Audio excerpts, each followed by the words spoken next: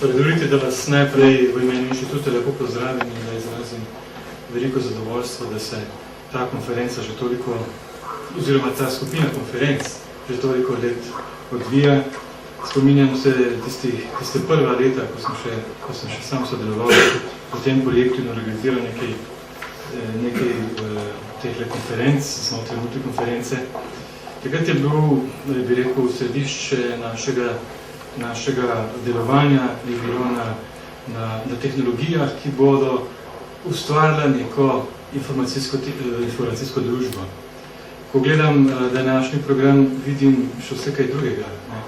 Torej, probleme, ki se ne ukvarjajo samo s tehnologijami, o tem, kako informacije hraniš, kako informacije ustvarjaš, ampak tudi, kaj z informacijami delaš, kam jih zapisuješ, kako jih iščeš, kako jih uporabljaš in kako jih zlorabljaš nazadnje.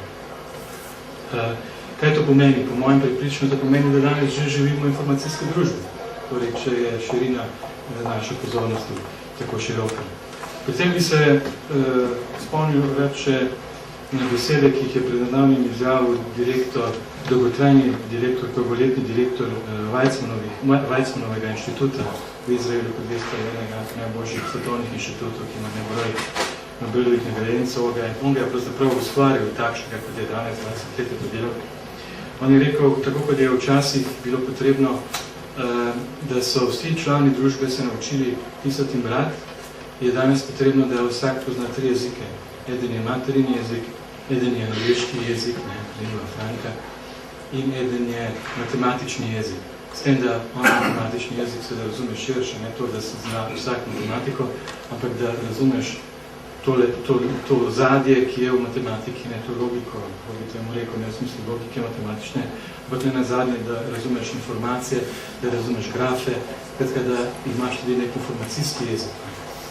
In že tudi, če bi nadaljujem to misel, tudi italijanski pesnik, svetovljan Manzoni je rekel, če poznaš 3 jezike, imaš 3 srca.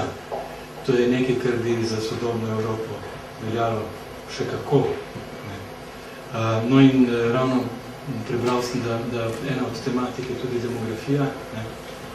Tukaj bi pa se spomnil na našega Borisa Pahoja, ki je govoril tle noter pred 14 dnevi in je rekel, da bomo Slovenci postali Evropejci, da bodo tudi drugi postali Evropejci še takrat, ko bodo spoznali, ali pa ko bomo Slovenci spoznali, da Slovenija ni samo okrog samostojja, ampak da sega še mnogo dlje, da imamo še druge kulture, naprimer tudi mediteransko kulturo, ki se sploh ne zavedamo, in da še takrat, se pravi, bomo postali Evropejci in če lahko zaključim z njegovim stavkom, še takrat bom dočakal svobodo, ki sem jo vse življenje želel, in še danes ne vem, kakšna je.